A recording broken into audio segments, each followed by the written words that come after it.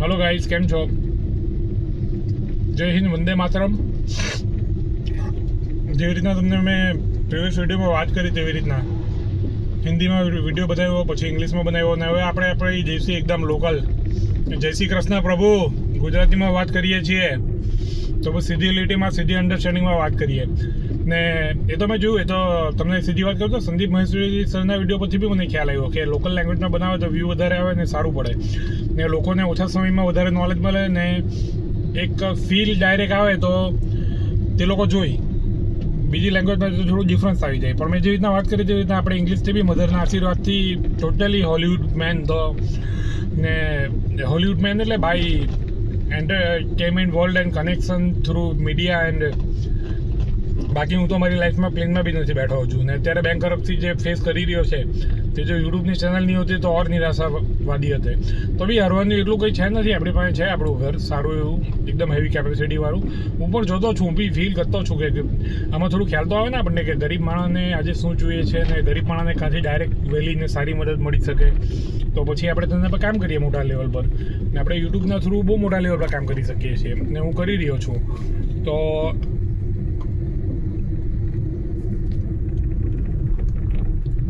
Electric vehicle તો આપણું નીચ છે જ. નીચ એટલે આપણે જે પેશન ને પ્રોફેશન હોય, જેમાં આપણે આગળ વધતા હોય, જેમાં આપણો બિઝનેસ હોય, જેમાંથી આપણને લાગે કે આપણા વ્યુઅરને બી આપણે ફાયદો પહોંચાડી શકીએ નોલેજ આપીને.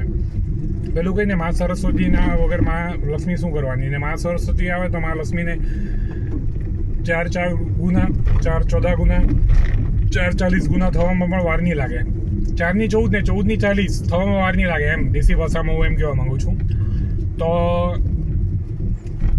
હું એ જ કહેતો હતો કે સોનવાડીમાંથી પાસ થયો ત્યારે 1,45,022 કિલોમીટર થઈ ગયા ને. સોનવાડીમાંથી પાસ થયો તો સોનવાડી વિલેજનું નામ જે આપણે ઇંગ્લિશ ને હિન્દીમાં શેર કર્યું તેમ અંબિકા માતાના કિનારે આ બાજુ સોનવાડી ને પેલી બાજુ ઈચ્છાપુર. ઈચ્છાપુર એ આપણી મારી ગ્રેટ ગ્રેની એટલે ગ્રેટ દાદી, મારા પપ્પાની મમ્મી ઈચ્છાબાના નામ પર છે ઈચ્છાપુર ને. આ બાજુ સોનવાડી એ સોનવાડી નામ મને મેં જે પ્રીવિયસ વિડીયોમાં ઇંગ્લિશમાં કીધું તેમ ગુલામ ચાચાના આશીર્વાદે તેમણે મને કીધું હતું કે વો ગુલામ ચાચા બહુ એક્સપિરિયન્સવાળા ને વડીલ છે ઉંમરવાળા ને. તે મુસ્લિમ ને હું હિન્દુ આટલો ડિફરન્સ હોવા છતાં મારા એમની સાથે ફેમિલી રિલેશન છે ને. ઇટ જસ્ટ મને બહુ સારું લાગે. મતલબ કે એક એવા સમય જે સમયે મારા મધર ભાઈ ફાધર નથી ને મને પાછળથી જાણવા મળ્યું કે મારી મમ્મી તો એમના સન એટલે અબુભાઈ સાથે બહુ સારું ને ત્યાં જતી બી, કારણ કે લેડીઝ લોકોને એવું બધું ઇન્ટરેસ્ટ હોય. તેમનો કોન્ટેક્ટ આવ્યો ને તે લોકો મને બહુ મદદ કરે છે. તે લોકો અમને ઘરેથી ખાવાનું બી મોકલે, ગાડી રેન્ટ પર અપાવવામાં બી મદદ કરે છે ને. મેં તમને વાત કરી તેમ તે લોકો ઓપન માઇન્ડેડ, ઘણા ઓપન માઇન્ડેડ છે ને હાઈટેક છે. એટલે તમને પેલા ઇંગ્લિશને હિન્દીમાં તો મેં થોડું શેર કર્યું જ છે કે માણસમાં તો છે ને પોલિટિકલી ને પૈસાની બાબતમાં બધું થતું હોય, બાકી એવું કંઈ નહીં હોય બધું ને. હવે તો 2025માં તો કોઈ મૂર્ખ માણસ જ વાત કરે હિન્દુ મુસ્લિમ ને ધર્મના બેઝ પર હેટ્રેડની. કારણ કે ગુજરાતીમાં તો આપણે બોલી જ શકીએ હિન્દી વાત. કારણ કે ગુજરાતી લોકો તો માનીએ કે પેલું કહે ને બહુ હોશિયાર હોય ને. જો પાછું હું એડમિટ કરું છું, એનો મતલબ એવું નથી કહેતો કે યુપીવાળા ખરાબ હોય. હા, આપણે ભાઈ ગુજરાતી છે તો એટલે ટૂંકમાં એ લોકોનું ગુજરાતી માણસનું છેક મગજ એવું નહીં હોય કે તે સમજે છે બધું કે બ્લડ ગ્રુપ સેમ આવે ને. આ બધા તો ધ વે ઓફ લાઈફ છે ને. રિલિજનને કંઈ માણસ કે હેડેડ હાથે કંઈ લેવા દેવા નથી. એ તો દરેકની પેલું ભક્તિ કરવાની એક રીત છે, ભક્તિનો રસ્તો છે. મસ્જિદમાં કરો, મંદિરમાં કરો, ચર્ચમાં કરો, ગુરુદ્વારામાં કરો. ગુરુદ્વારામાં આપણું ફેથ વધારે, કારણ કે ત્યાં લંગર વધારે લાગે ને જરૂરિયાતમંદને ખાવા પીવાનું વધારે થતું હોય. એટલે સાચી વાત કરું ને. વાત નીકળી તો પાછું તમને કહી દઉં કે 10મેં પિતામાં ગુરુ ગોવિંદ સિંહનો 5મો પ્યારો પોતે ગુજરાતથી હતા. તો ને એ બધું એ જ શીખ્યું કે જરૂરિયાતમંદને મદદ કરવી જોઈએ. એ જ બહુ પુણ્યનું કામ છે ને. આપણે વિડીયો બનાવી દીધો ઇંગ્લિશમાં ને હિન્દીમાં, તો આ ગુજરાતીમાં બનાવી દીધો. તો હવે આવતીકાલે વર્કિંગ અવરમાં વાત કરી લેવા ભારત પેટ્રોલિયમ પર કસ્ટમર કેર પર કોલ કરીને ને.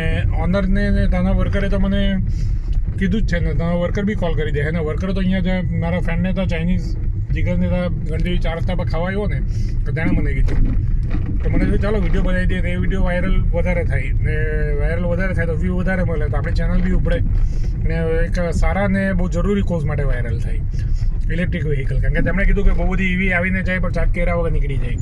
હવે ભારત પેટ્રોલિયમ આપણે વાત કરી તેમ સરકારી કંપની કોઈના ફાધરની કંપની નહીં ને સૌથી સસ્તી 14 રૂપિયા પર યુનિટ આપે છે બીજા બધા કરતાં. ને તમને કીધું તેમ ઇંગ્લિશ ને હિન્દીમાં કે 1 વર્ષથી એપ નીકળી ગયેલી હતી પછી મોબાઈલ ચેન્જ કર્યો તો લોગિન કર્યું તો બધું બેલેન્સ થયું ને થયું જ છે. જ્યારે બીજી બધી એપમાં તો એટલો ખરાબ એક્સપિરિયન્સ છે ને કે બેલેન્સ આપણે એમ વિચારીને બેલેન્સ રાખીએ કે ગવર્મેન્ટ કે કંપનીને વ્યાજ મળતું છે એ લોકો વ્યાજ કમાતા છે તો ફાસ્ટેગમાં કેમ બેલેન્સ બી જતું રહી તેમ આ એપમાં બી એવું થાય છે ને આ એપમાં એવું થાય છે ને આ એપમાં એવું થાય છે કે આ એટલે ભારત પેટ્રોલિયમ ઈ એપમાં નથી થતું. રતન ટાટા સરના આશીર્વાદે ધંધો કરો પણ ડિફરન્સ કરવા માટે ખાલી પૈસા કમાવા માટે જે આ ફોટો લઈને ફરું આમને ત્યાં પછી તમારા કર્મ બોલે તો સારું તેમાં બોલે જ કર્મ તો બોલે જ યાર ને ગેટલી બોલે જેવી રીતના આપણે રેગ્યુલર બ્લડ ડોનેટ કરીએ દર 3 મહિને હિંમતથી ને આજે મધર ફાધર નથી રહ્યા પણ એમના આશીર્વાદ એ ઇલેક્ટ્રિક વ્હીકલમાં ખોમાકી પછી રિવોલ્ટ આવી 400 પછી ટાટા ટિયાગો સગાવાળા તો બધે એવું નહીં કહેવાય પણ એ લોકોની ગતિ છે. આપણે યુટ્યુબ પરથી કામ કરતા છે આવી રીતના ને આવી રીતના 3 અલગ અલગ ચેનલમાં મહેનત કરીને ને હું તમારા માટે બીજા બી વિડીયો બનાવવા ક્રિએટિવ નોલેજની સાથે ને થેન્ક યુ ફોર વોચિંગ. જય શ્રી કૃષ્ણ, જય હિન્દ, વંદે માતરમ. ફ્રેન્ડની હોટલ પર આપણે આવી ગયા છે 1,45,023 કિલોમીટર થઈ ગયા છે.